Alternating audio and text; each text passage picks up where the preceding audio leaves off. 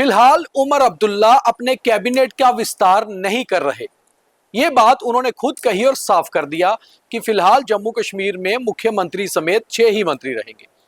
और दूसरा, कांग्रेस तब तक कैबिनेट में नहीं आएगी जब तक कि जम्मू कश्मीर को स्टेटहुड वापस नहीं मिल जाता। ये बड़ी ब्रेकिंग खबरें हैं और ये खबरें भी उमर अब्दुल्ला ने खुद ही बताई हैं। उमर अब्दुल्ला कल दिल्ली में थे और मुख्यमंत्री बनने के बाद पहली बार वो किसी टीवी चैनल के इंटरव्यू में थे और उन्होंने खुद भी ये बात कही कि 2 महीने से मैं किसी भी मीडिया हाउस से सीधे इंटरव्यू को लेकर मुखातिब नहीं हुआ। आज वो वहां से राजस्थान गए हुए हैं और कल शायद वापस जम्मू कश्मीर लौटेंगे। मगर उससे पहले इस बात की चर्चा करना बहुत जरूरी है कि 2 बातें उन्होंने बिल्कुल खुद ही साफ कर दी। और भी बातें उन्होंने इंटरव्यू में की हैं, वो भी हम बातचीत करेंगे। मेरा नाम है दीपक खजूरिया, आप देख रहे हैं द न्यूज रूम 24 आवाज और मेरे साथ जुड़ रहे हैं मेरे editor in chief Pawan Sharma. इस बात पर डिस्कस जरूर करना बनता है। तो पवन जी, फिलहाल कैबिनेट विस्तार नहीं होगा, उमर अब्दुल्ला ने खुद ही ये साफ कर दिया। और देखिए, पहले अटकलें लगाई जा रही थी कि शायद दिसंबर के अंतिम में सप्ताह में जाकर जहाँ जनवरी 1 में हो सकता है कि विस्तार हो, लेकिन उनका जो कहना है कि जब तक स्टेटहुड नहीं मिलता तब तक हम नहीं करेंगे। नहीं, ये कांग्रेस नहीं आएंगे, उन्होंने बोला हम कर सकते हैं, फिलहाल नहीं करेंगे। फिलहाल नहीं करेंगे। कांग्रेस ने ये कहा है कि जब तक स्टेटहुड नहीं मिलेगी हम मंत्री पद नहीं लेंगे। इट मींस कि दोनों पार्टियों की आपस में भी रजामंदी इस चीज को लेकर नहीं है, क्योंकि उमर चाहते हैं कि कैबिनेट विस्तार हो, क्योंकि मंत्री टोटल अभी इंक्लूडिंग सीएम जो है 6 हैं, 3 और बन सकते हैं। डिपार्टमेंट बहुत ज्यादा है, तो काम नहीं हो पा रहा। एक तरफ दूसरा वो भी है उनका कि यहाँ पर डबल सिस्टम है, वो भी दिक्कत है। तो ये बड़ा जरूरी है। और साथ में जो उनका ये कहना था कि हम चाहते हैं कि स्टेटहुड जल्दी मिले, सेंटर क्यों नहीं दे रहा, वो एक अलग इशू हो सकता है। लेकिन कांग्रेस की डिमांड जो है कि जब तक स्टेटहुड नहीं मिले हम मंत्री पद में नहीं लेंगे, एक मंत्री उनका आना है। मगर उमर अब्दुल्ला ने बीच की एक बात और कही कि मुझसे तो कांग्रेस ने यही कहा है कि हम कैबिनेट में शामिल नहीं होंगे जब तक कि स्टेटहुड नहीं आता। बाकी उनकी अंदर से मर्जी क्या है ये मुझे नहीं पता। अंदर से मर्जी देखिए ना, एक तो कुल टोटल है ही 6, है ना। तो अब वो सोचते हैं कि बनाएं किसको। अब 2 बड़े लीडर हैं, तारिक अहमद करा, गुलाम मीर, जी मीर और दूसरे जो बड़े नेता हैं, अब उनको पीछे करके किसको मंत्री बनाना है। आपसी लड़ाई भी है, लेकिन बहाना हो सकता है ये भी रखा जाए जब तक स्टेटहुड ना मिले। भाई जब तक स्टेटहुड नहीं मिलती आप उस चीज को छोड़ दीजिए।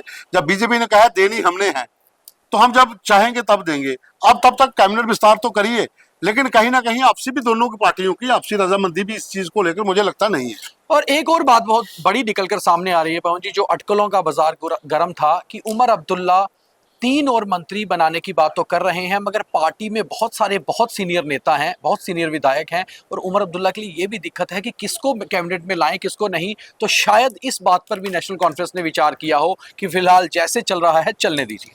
हो सकता है, क्योंकि महाराष्ट्र की तरह हालत ना बन जाए। आप बड़े लोगों को इग्नोर करेंगे तो दूसरे लोगों को मौका देते हो, जो जंग चेहरे हैं उनको ले आते हो, तो पुराने लोग जो पार्टी के अंदर बैठे हैं वो अपने आप को ऐसा महसूस करेंगे कि शायद हमें मार्गदर्शक मंडल में डाल दिया गया है।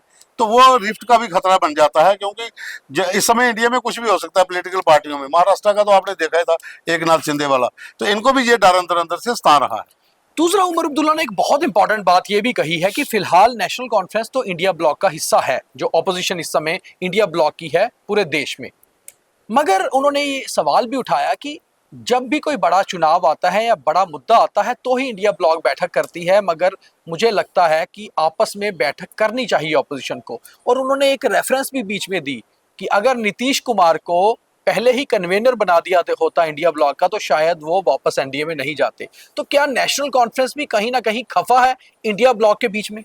देखिए, एक तरफ से उनका जो पॉइंट था वो बड़ा वैलिड है कि आप उस समय इकट्ठा होते हैं जब सर के ऊपर कोई चीज आ जाती है, आप पहले बैठक से नहीं करते हैं। इंडिया ब्लॉक का मीन्स कि सभी अपोजिशन पार्टीज, आपकी रेगुलर मीटिंग्स होनी चाहिए, डिस्कस होने चाहिए मुद्दे क्या हैं, सरकार को किस तरह से घेरना है।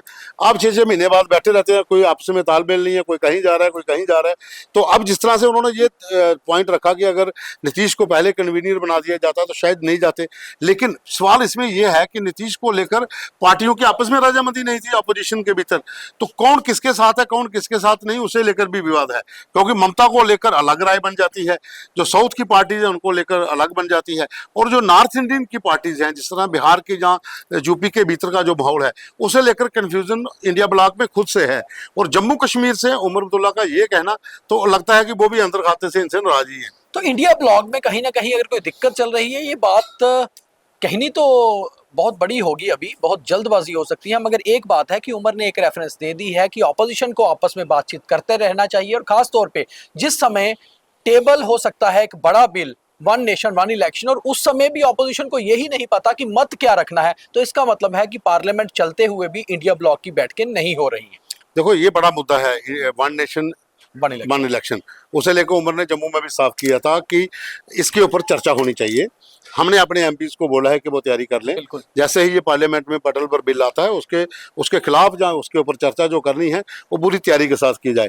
लेकिन उनका जो कहने का ये था कि जो अपोजिशन इंडिया ब्लॉक है, क्या उन लोगों ने इनके साथ बैठ की, क्या उन लोगों ने इस मुद्दे को लेकर अपनी अपनी रणनीति बनाई है? तो वो उनका सवाल था कि एक पूरी स्ट्रेटेजी के साथ हमें जाना पड़ेगा किसी भी बिल को लेकर, तो वो उनका तर्क था ये कहने का। तीसरा एक बड़ा पॉइंट उमर अब्दुल्ला ने और कहा, उन्होंने फॉरेन मिनिस्टर का जिस तरह बयान आया पार्लियामेंट के बीच में कि पाकिस्तान के साथ भारत अच्छे रिश्ते चाहता है, बशर्ते पहले पाकिस्तान टेररिज्म को टोटल बंद करे वहां की धरती से जो ऑपरेट होता है। उमर अब्दुल्ला से जब ये सवाल पूछा एंकर ने, तो उन्होंने कहा बिल्कुल, वो खुद चाहते हैं कि टेररिज्म को अगर पाकिस्तान की ज़मीन से सपोर्ट है तो पाकिस्तान वो बंद करे, मगर वो पाकिस्तान के साथ बातचीत को हिमायत भी करते हैं, इसका एग्री भी करते हैं कि होनी चाहिए। वो इसलिए क्योंकि फॉर्मर एनडीए के प्राइम मिनिस्टर अटल बिहारी वाजपेयी भी कहा करते थे कि हम पड़ोसी नहीं बदल सकते, हम दोस्त बदल सकते हैं, तो बातचीत होनी चाहिए, बड़े सारे मुद्दे हैं, मगर टेररिज्म बंद होना ये खुद भी वो चाहते हैं। देखिए, जम्मू कश्मीर की सियासत में पाकिस्तान से बात करने का जो मुद्दा है वो महबूबा मुफ्ती भी उठाती रही, डॉक्टर फारूक अब्दुल्ला ने भी कहा कि पाकिस्तान से बात होनी चाहिए, लेकिन नेशनल कॉन्फ्रेंस कहीं ना कहीं पीडीपी से हटके बात करती है। उन्होंने कहा कि ठीक है, बात होनी चाहिए, जैसा उन्होंने कहा कि टेररिज्म खत्म होना चाहिए। तो पाकिस्तान के भीतर इस समय जो नर्सरी है आतंक की, जब तक वो पूरी तरह से समाप्त नहीं होती तब तक तो बात करने का कोई तुक नहीं बनता, और जयशंकर ने क्लियर भी कहा है, और उमर भी इस चीज को एक्सेप्ट करते हैं कि नहीं होनी चाहिए, लेकिन बातचीत होनी भी चाहिए, वो उसका भी दम रखते हैं कि ये बात होनी चाहिए। लेकिन कहने का मतलब यही है कि बातचीत किन हालातों में हो, किन हालातों के ऊपर आप बात कर सकते हो।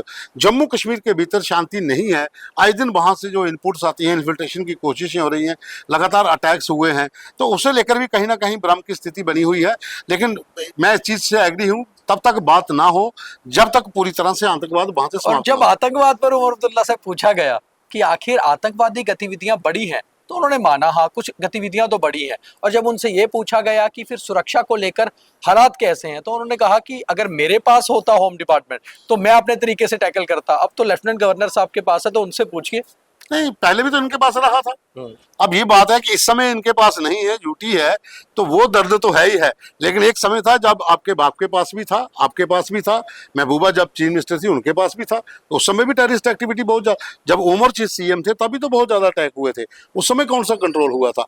लेकिन अब क्या है कि अब स्थिति बदल गई है, अब जिस तरह से ये कंट्रोल जो पूरा एलजी साहब के पास है, तो यहाँ पर अटैक्स भी ऐसा नहीं है कि रुक गया है, अटैक्स हुए हैं, जम्मू संभाग में ज्यादा अटैक्स हुए हैं कश्मीर के बाद, लेकिन अब जो है कि अब मेरे पास नहीं है, तो मैं ये कह सकता हूं अगर मेरे पास होता तो मैं इसको ठीक कर देता। और दूसरे पर बात डालना हमेशा आसान होता है। बहुत धन्यवाद पवन जी। धन्यवाद। तो उमर अब्दुल्ला साफ कर चुके हैं कि फिलहाल उनकी कैबिनेट का विस्तार नहीं होगा, और साथ ही साथ ये भी कह चुके हैं कि जम्मू कश्मीर में कांग्रेस कैबिनेट में तभी आएगी जब स्टेटहुड का दर्जा वापस मिलेगा। ये कांग्रेस ने उमर अब्दुल्ला से कहा है, मगर बड़ी बात यह है कि उमर अब्दुल्ला को भी ये दर्द सताता है कि आखिर स्टेटहुड वापस आएगा कब, वो सही समय आएगा कब, और इसके ऊपर तो बयान बीजेपी की केंद्र सरकार ही दे सकती है। तो उमर अब्दुल्ला का पहला इंटरव्यू उन्होंने क्या कहा हमने आपको बताया डिटेल में। आप इसको शेयर करिए, लाइक करिए, फॉलो करिए हमारे चैनल को, और देखते रहिए द न्यूज़ रूम 24 आवाज। धन्यवाद।